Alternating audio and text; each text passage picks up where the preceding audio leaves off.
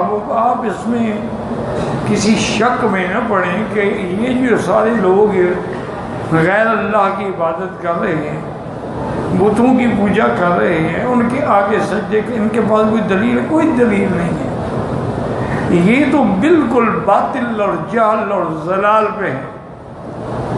یہ ان کے پاس سب سے بڑی دلیل یہ ہے کہ ہمارے باپ دادا ایسے کرتے تھے۔ اے لیس لہم مستند فیما ہم فیہ، جو کچھ کر رہے ہیں کوئی دلیل نہیں، الا اتباع الآباء فی الجہالات، ہاں کہ ہمارے باپ دادا تمہارے اگر جہالت میں تھے، تم بھی انہی کی اتباع کر رہے ہو۔ اللہ نے فرمایا میرے محبوب آپ غم نہ فرمائیں، وَسَيَجْزِيهُمُ اللَّهُ عَلَىٰ ذَلِكَ، اللہ ان کو اس بت پرستی پر بڑی سزا دیں گے اور ایسا عذاب دیں گے جو کسی کو نہیں دیا ہوگا۔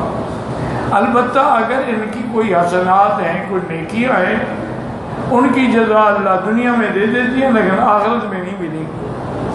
قال سفیان الثوری عن جابر الجوفی عن مجاہد ان ابن عباس وَإِنَّا لَمُوَفُّوهُمْ نَصِيبَهُمْ غَيْرَ مَنْقُوصٍ قال ما وعدوا من خیر او شر، اللہ پورا ان کو حصہ دیں گے جو اللہ کا وعدہ ہے، خیر ہے تو وہ بھی پورا دیں گے، شر ہے تو وہ بھی پورا دیں گے۔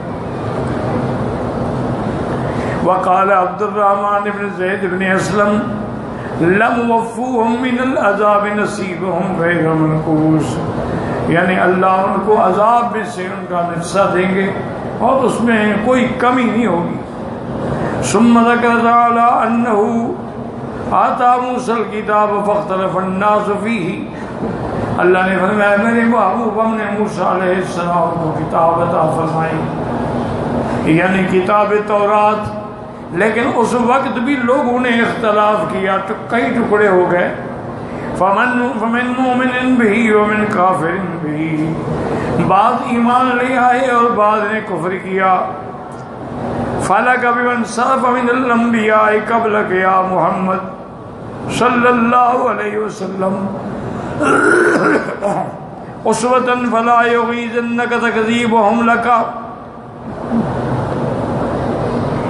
ولا یبیدون کذالک، اللہ نے فرمایا میرے مدنی صلی اللہ علیہ وسلم آپ کے سامنے انبیاء کا طریقہ جو ہے وہ موجود ہے، آپ کسی غصے میں نہ پڑیں، ان کی عادت ہے، یہ ہر پیغمبر کو جھٹلاتے ہوئے چلے آ رہے ہیں، لیکن اللہ ان کو پکڑ کیوں نہیں لیتے؟ اس لیے فرما دیا وَلَوْلَا كَلِمَةٌ سَبَقَتْ مِن رَبِّكَ لَقُضِيَ بَيْنَهُمْ، اگر ہم پہلے فیصلہ نہ کر چکے ہوتے بھی قیامت فلاں تاریخ کو تو ہم ان کو پکڑ لیتے، لیکن چونکہ ایک فیصلہ ہو چکا ہے تو اسی وقت ہوگا۔ اے لولا ما تقدم من تعجیلہ العذاب الی اجل معلوم، اللہ کے ہاں جو عذاب کے لیے وقت مقرر ہے جب فیصلہ ہو گیا لقضى اللہ بینہم، ویحتمل ان یکون المراد بالکلمۃ انه لا يعذب احدا الا بعد قیام الحجۃ علیہ وارسال الرسول الیہ۔ یا مفسر فرماتے ہیں کہ اس سے مراد یہ ہے کہ ولولا کلمۃ سبقت، کلمہ سے کیا مراد ہے کہ یعنی اگر ہم نے اپنے پیغمبر نہ بھیجے ہوتے، حجت پوری نہ ہوتی، پھر ان کو عذاب نہ ہوتا۔ جب حجت پوری ہو چکی ہے تو اب ایسا عذاب ہوگا جو کسی کو بھی نہیں ہوگا۔ وَإِرْسَالِ الرَّسُولِ إِلَيْهِ كَمَا قَالَ تَعَالَى وَمَا كُنَّا مُعَذِّبِينَ حَتَّى نَبْعَثَ رَسُولًا، ہم کسی قوم کو عذاب نہیں دیتے جب تک ان کے پاس اپنا پیغمبر نہ بھیجیں۔ فَإِنَّهُ قَدْ قَالَ فِي الْآيَةِ الْأُخْرَى وَلَوْلَا كَلِمَةٌ سَبَقَتْ مِن رَّبِّكَ لَكَانَ لِزَامًا وَأَجَلٌ مُّسَمًّى، اگر آپ کے اللہ نے یہ فیصلہ نہ کر دیا ہوتا پھر ان کو عذاب پکڑ لیتا، لیکن ایک وقت مقرر ہے۔ فاصبر علی ما یقولون، آپ صبر فرمائیں۔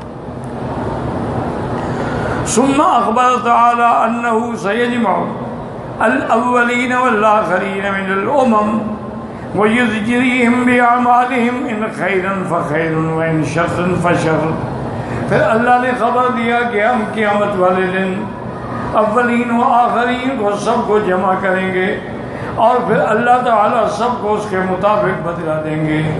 اگر ان کے اعمال خیر ہوں گے تو بدلہ بھی خیر کا ملے گا، اگر ان کے اعمال شر کے ہوں گے تو بدلہ بھی اسی طرح کا ملے گا. جیسے فرمایا وَإِنَّ كُلًّا لَمَّا لَيُوَفِّيَنَّهُمْ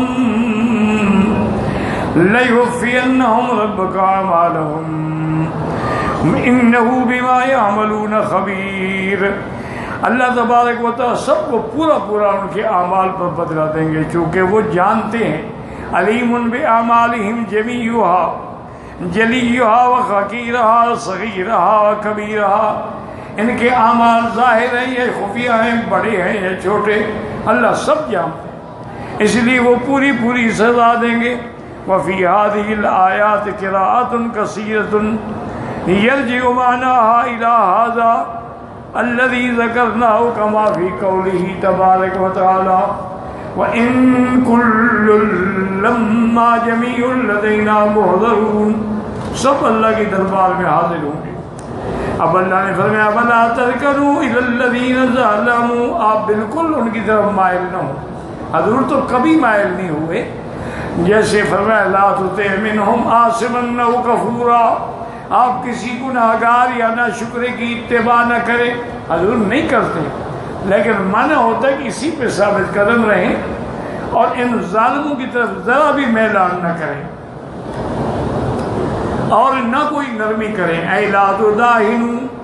وقال اللہ فی ابن عباس هو الرکون الی الشرک وقال ابو العالی لا ترضوا باعمالهم. آپ ان کے اعمال پہ ہرگز راضی نہ ہوں، یہ تو کافر ہیں، یہ تو مشرک ہیں. وقال ابن جریر ابن عباس ولا تمیلوا الی الذین ظلموا. جن لوگوں نے شرک کیا ہے، ظلم کیا ہے، ان کی طرف ہرگز میلان نہ کریں. وهذا القول حسن اي لا تستعينوا بالظلم فتكونوا كأنكم قد رضيتم باعمالهم. آپ ان ظالموں سے مدد نہ لیں. اگر آپ نے ان سے مدد مانگی تو مانا ہے ان کے اعمال پہ آپ راضی ہیں. اگر آپ نے ایسے فتمسکم النار تو پھر اللہ کا عذاب پکڑ لے گا. وما لكم من دون اللہ من اولیاء. اللہ کے سوا پھر کوئی مددگار بھی نہیں، کوئی دوست بھی نہیں. ثم لا تنصرون. اي ليس لكم من دونه من ولي ينقذكم ولا ناصر يخرجكم من عذابه. اللہ کے سوا کوئی نہیں جو تمہیں اللہ کے عذاب سے چھڑا سکے. اب اللہ نے حکم دیا فاستقم كما امرت ومن تاب معك ولا تطغوا انه بما تعملون بصير. ولا تركنوا الى الذين ظلموا فتمسكم النار وما لكم من دون الله من اولیاء ثم لا تنصرون. اللہ نے فرمایا کہ آپ ثابت قدم رہیں جیسے اللہ نے آپ کو حکم دیا ہے. اور وہ لوگ جنہوں نے من تاب معک کا انہیں توبہ کیا آپ کے ساتھ ہیں. ولا تطغوا. حد سے نہ نکلیں. انہ بما تعملون بصیر. اللہ جانتے ہیں جو کچھ تم کر رہے ہو. ولا ترکنوا الی الذین ظلموا. کافروں کی طرف ہرگز میلان نہ کریں. اگر کرو گے فتمسکم النار پھر تمہیں بھی آگ پہنچے گی. وما لکم من دون اللہ من اولیاء. اللہ کے سوا کوئی تمہارا مددگار نہیں. ثم لا تنصرون. یاد رکھیں کہ یہ آیت مبارک جو ہے بڑی یعنی مختصر لیکن جامع اور عظیم آیت ہے کہ اللہ کے حکم پہ مستقیم رہنا جو ہے یہ کوئی معمولی بات تو نہیں. اسی لیے ہے کہ صحیح حدیث میں ہے کہ جب سیدنا حضرت ابو بکر صدیق رضی اللہ تعالیٰ عنہ نے سرکار دو جہاں صلی اللہ علیہ وسلم سے عرض کیا کہ یا رسول اللہ شبتا، آپ تو بوڑھے ہو گئے، آپ کے تو بال سفید ہونے لگ گئے. تو حضور نے فرمایا کہ ابو بکر ہاں شیبتنی ہود، اور ایک میں ہے شیبتنی ہود و اخواتہ، مجھے سورت ہود اور اس جیسی صورت میں بوڑھا کر دیا۔ لیکن ایک دوسری روایت ہے کہ حضرت ابن عباس نے فرمایا کہ حضور نے یہ فرمایا کہ اس صورت میں جو یہ حکم ہے نا فاستقم کما امرت، اسی نے مجھے بوڑھا کر دیا کہ اب میں اس استقامت پہ ہوں جیسے مجھے اللہ نے حکم دیا۔ اسی لیے حضرت حسن بصری رحمۃ اللہ علیہ فرماتی ہیں الاستقامت فوق الکرامہ، کرامت کوئی چیز نہیں کسی بزرگ کی، اصل بات استقامت ہے کہ کیا وہ دین کے امور پر صحیح معنی میں مستقیم ہے، اس میں کسی قسم کی کوئی ہچکچاہٹ تو نہیں ہے۔ تو اس لیے یہ آیت مبارک ایسی جامع معنی کامل مکمل آیت ہے کہ جس نے اللہ کے پیغمبر کو صلی اللہ علیہ وعلی آلہ وصحبہ وسلم کو بھی بوڑھا کر دیا۔ اس لیے مفسر رحمۃ اللہ علیہ اس کی تفسیر میں فرماتے ہیں